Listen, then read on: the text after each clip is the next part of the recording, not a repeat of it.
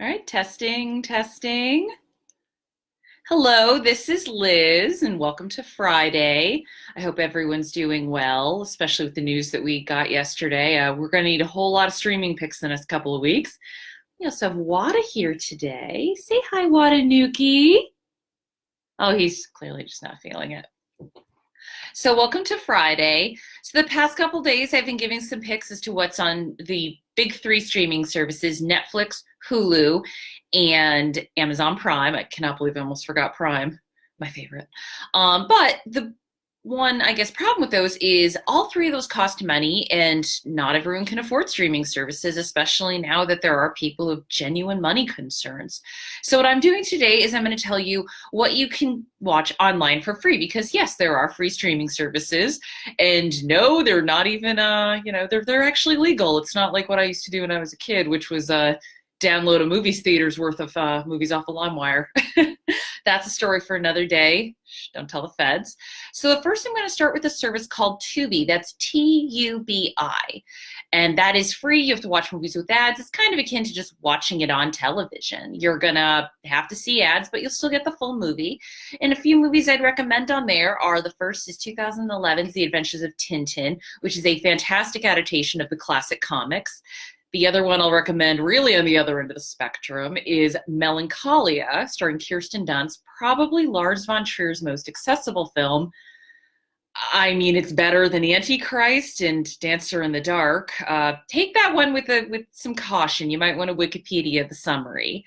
The next one I'll recommend is Short Term 12. Before Brie Larson became one of the biggest stars in the world, she got her start in indies, and this is one of her breakout roles. This was a few years before she made Room. It's a great little movie. It'll both warm and break your heart. And the final one I'll recommend on Tubi is Sleepy Hollow, the Tim Burton, Johnny Depp, Christina Ricci retelling of the Headless Horseman mythos, which is essentially one big love letter to the British Hammer films of the 70s. I actually recently saw it at the Coolidge. It completely holds up. So if you need a horror fix, there you go.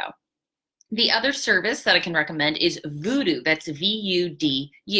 They do have some movies that you can purchase, but they also have a pretty good free selection, including some older movies. The first I'll recommend is Catherine Bigelow's terrific action movie Point Break with Patrick Swayze and Keanu Reeves. I'm an FBI agent. It's still super fun. The other one I'll recommend, not as acclaimed, it's been both reviled and reevaluated, Steven Spielberg's Hook. I will admit it is a very flawed movie, to the point where I kind of wish Steven Spielberg would just go talk to a shrink about how he feels about his dad. But I still think it's overall a very enjoyable movie, a great family picture. So Hook is on Vudu as well. Mermaids, the great Cher Bob Hoskins film, that's kind of a hidden gem that I hope people will go seek out. And the other is a little bit more recent. It's an Irish film called Sing Street, which is about a poor working class Irish boy who wants to be a rock singer. Great soundtrack. I think we actually have a copy at the Derry Library, so if you can't watch it there, you can watch it for free on Vudu.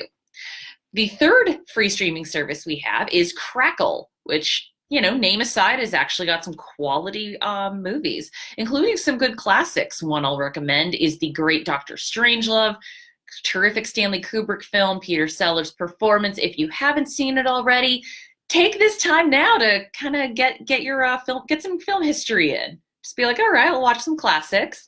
And the other one is Martin Scorsese's criminally underseen 2016 film Silence, which, along with the movie I'll recommend a little later, is my pick of the day. It's based on a book.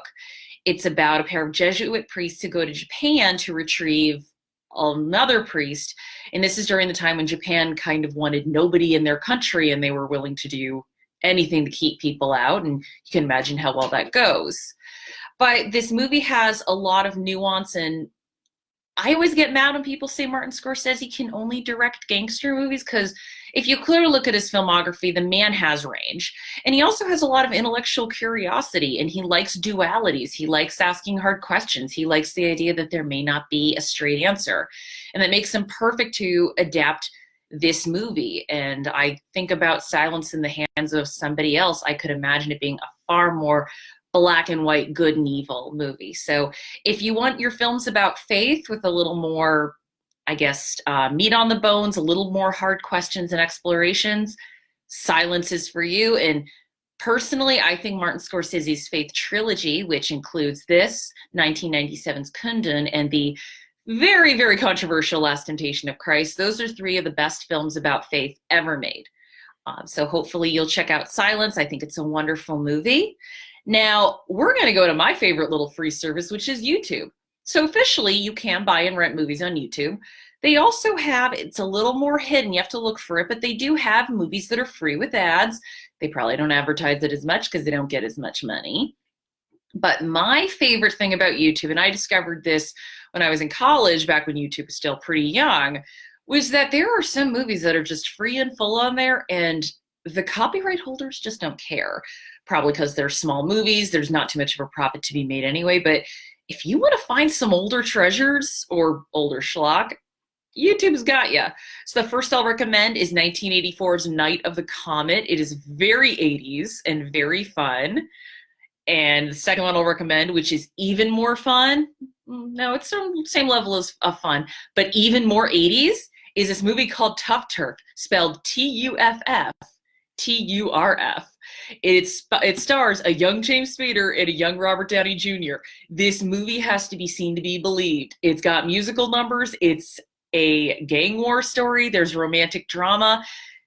Oh God, it's West Side Story, only worse. But it's really fun. It's one of those seeing is believing things. It's a good, bad movie. Also, something you can watch completely for free on YouTube and anywhere is George Romero's Night of the Living Dead. This is because of a little technicality. When he initially made that movie, he didn't put a copyright on it. That's probably why if you've ever been to a store trying to buy copies, you'll see so many different releases of it. So you can watch that for free on YouTube. I actually still, for my money, I think it's the best zombie movie ever made. I don't know if it's because it's in black and white and you don't see a lot, but there's something about that movie that still scares me in ways that more modern zombie movies don't. The man was a master. But you can watch that without fearing getting in trouble. But the final movie I will recommend, and this is my other pick of the day, is 1984's The Killing Fields, which is about the Cambodian genocide and centers around two people, journalist Sidney Schanberg, who's from America, and Dith Pran, a journalist and interpreter who's native to Cambodia. What I think this movie does really well, which I could see other filmmakers not doing, was it's not just Sidney Schanberg's story. About halfway through the movie, Sidney Schanberg leaves, he and Dith Pran are separated, and it becomes Dith Pran's story. And Dith Pran was captured by the Khmer Rouge. He survived the killing fields.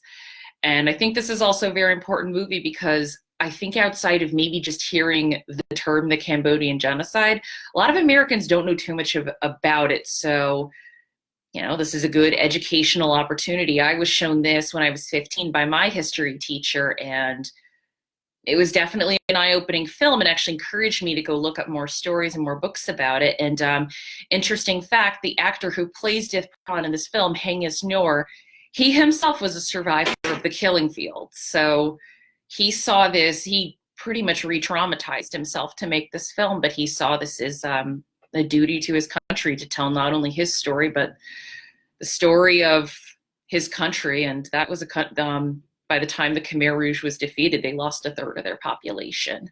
So hate to end on a down note, but you know, sometimes the best movies are some of the hardest ones to watch.